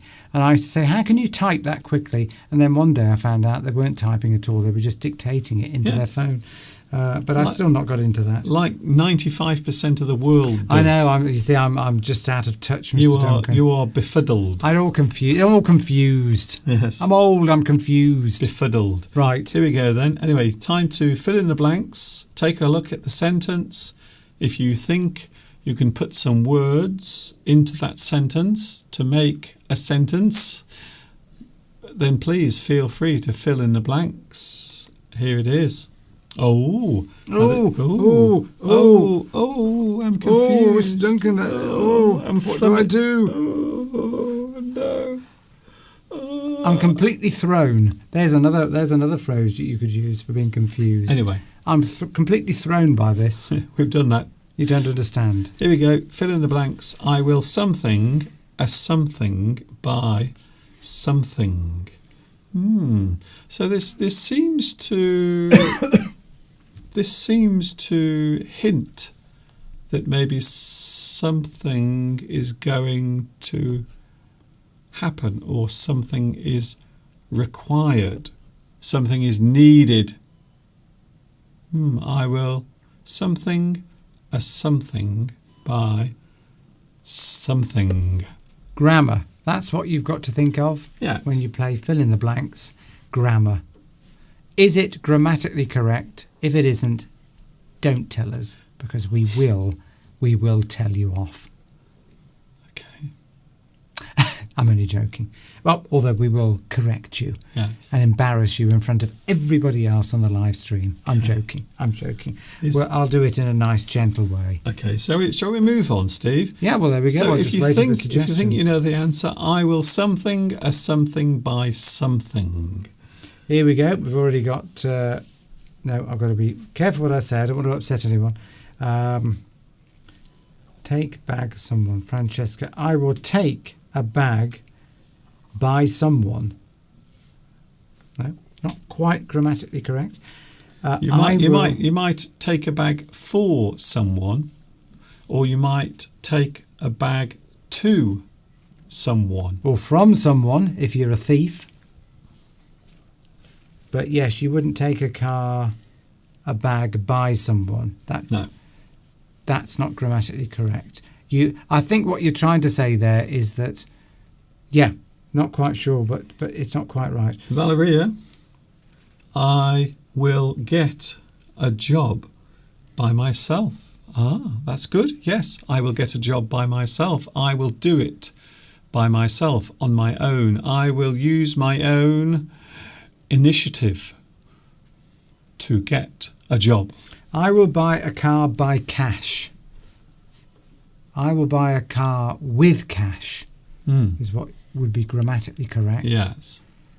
Uh, So you do something buy a with car. something. If you are doing something where a transaction is taking place, you do it with a certain thing. You pay with cash. You pay with your credit card. I will finish a project by tomorrow. I will finish a project by tomorrow. Yes, Valentin, that is correct. It fits, the words fit, and the grammar is correct. Score, right, here we go, intelligent. I will score a strike by chance. Yeah, I mean, that's grammatically correct. Do you mean like in football, a football strike? I will score a strike by chance. But would you do that? Would you not plan to do that, to strike? I don't know, but yeah, it fits. So here is a clue. I'm giving you a clue here. Something that might be asked for in a certain period of time. So that's what we are looking for there. So this might be a sentence that is urging a person to do something. I will go a resort by bus. So you'd need to say, I will go to a resort, or I will go to the resort by bus. So I know what you're saying, but not quite right. Complete task by... I will complete a task by end of day. Yes. Well, yes, you've been very clever there to shorten contract three words into a what's that? What would you call that? That's not a contraction, is it? That's acronym. Acronym. So well done. Yes, that's very clever actually.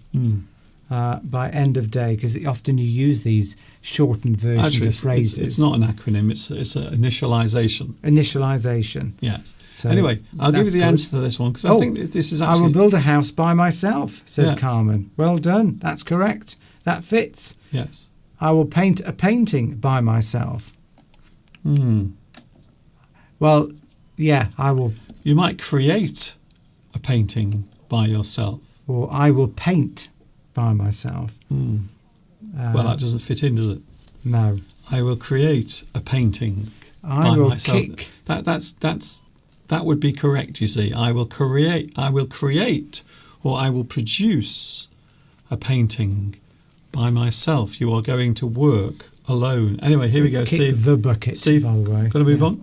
I will repair a window by myself. Yes. Okay, Steve, please stop. And Tomek's living to the end of this century, so he's going to be, he's obviously got some longevity skills that you might want to share with Longevity skills? us. Or hints, yes. Well, I mean, we're only at 2023, so if you... Isn't longevity, though, at the other end? You've got to get to that end before you can state longevity. No, I'm saying that is what Tomek is trying to, You can Anyway.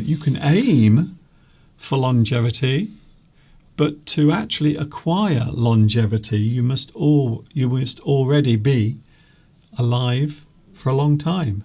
So here we go, Steve. Here's the answer to the question. You see, it all makes sense now.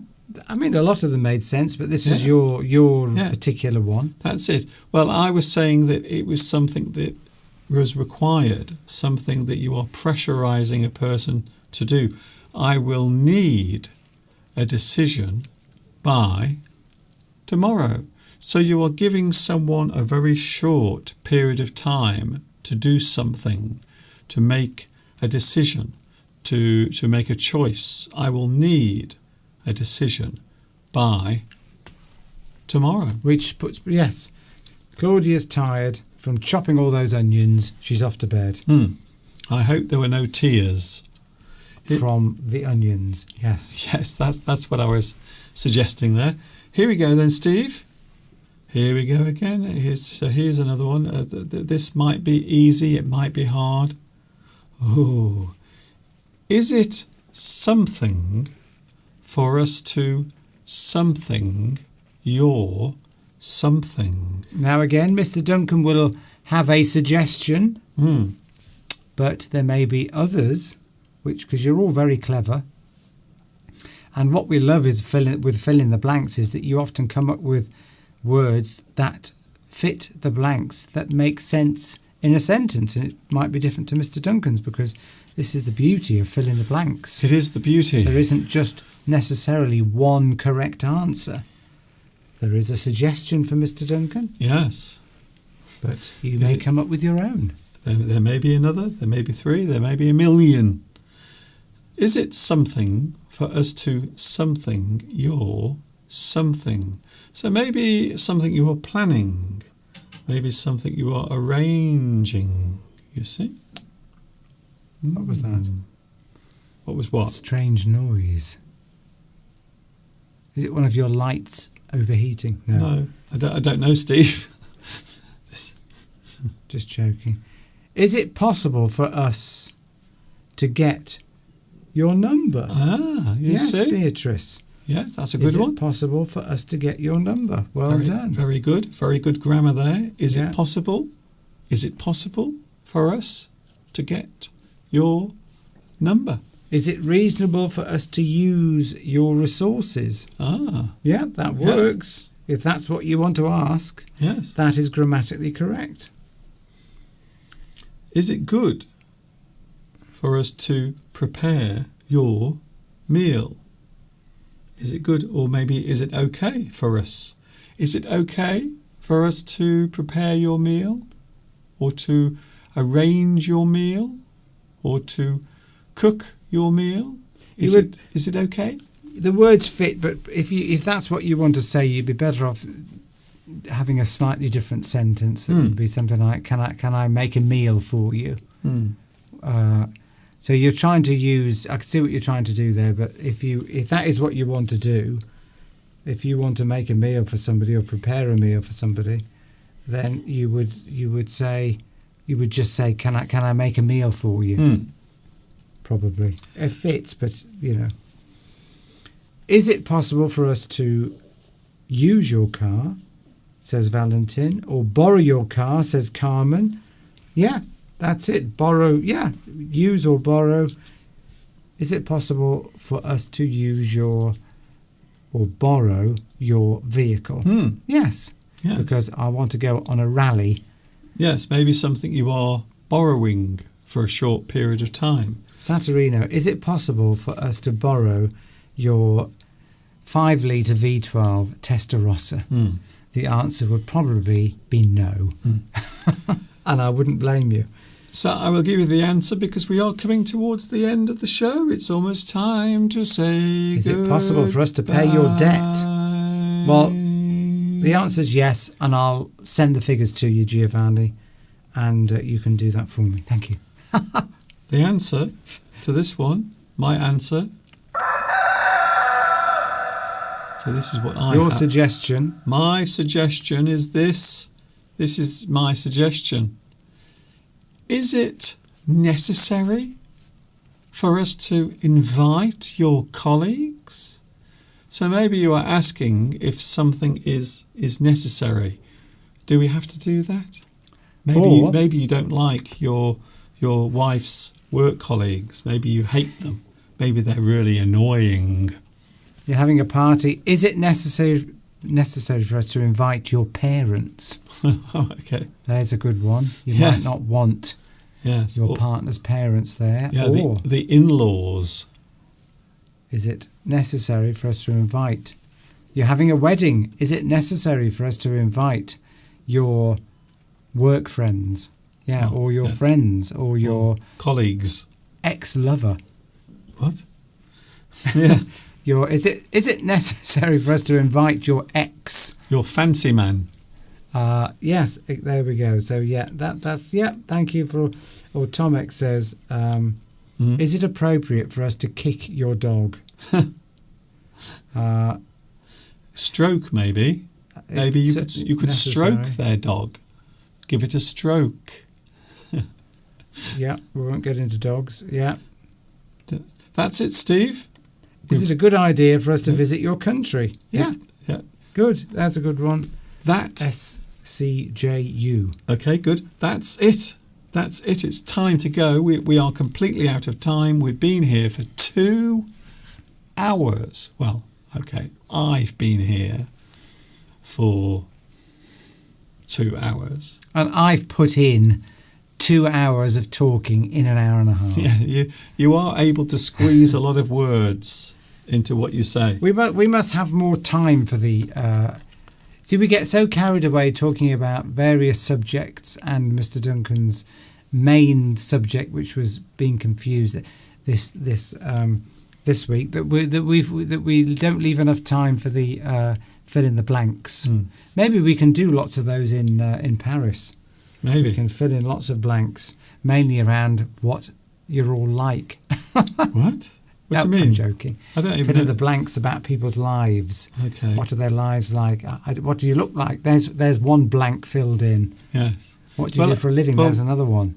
Okay, Steve. Well, my plan is to get everyone meeting in a certain place, and then we are going to stand about 100 yards away with binoculars.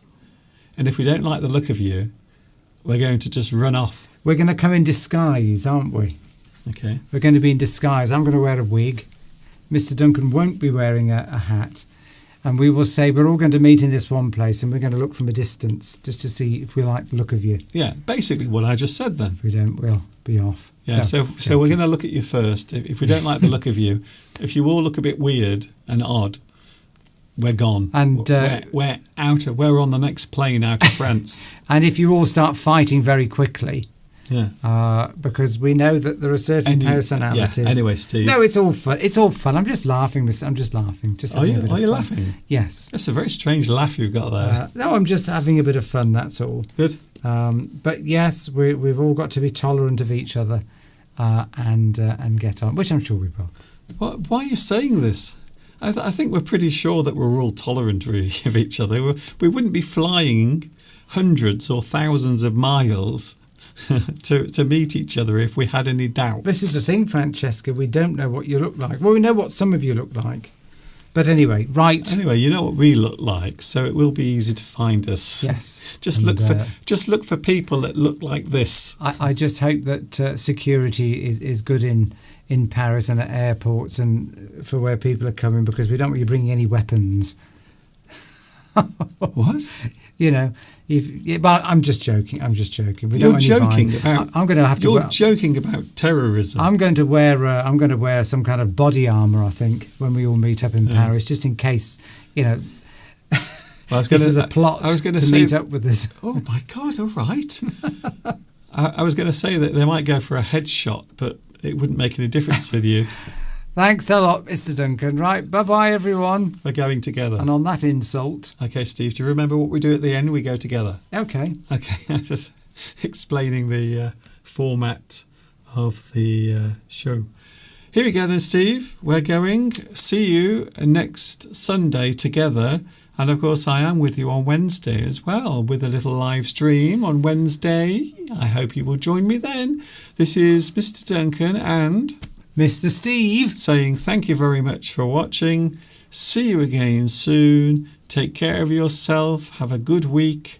And, of course, you know what's coming next. Yes, you do. I don't. You lovely, lovely viewers. Ooh.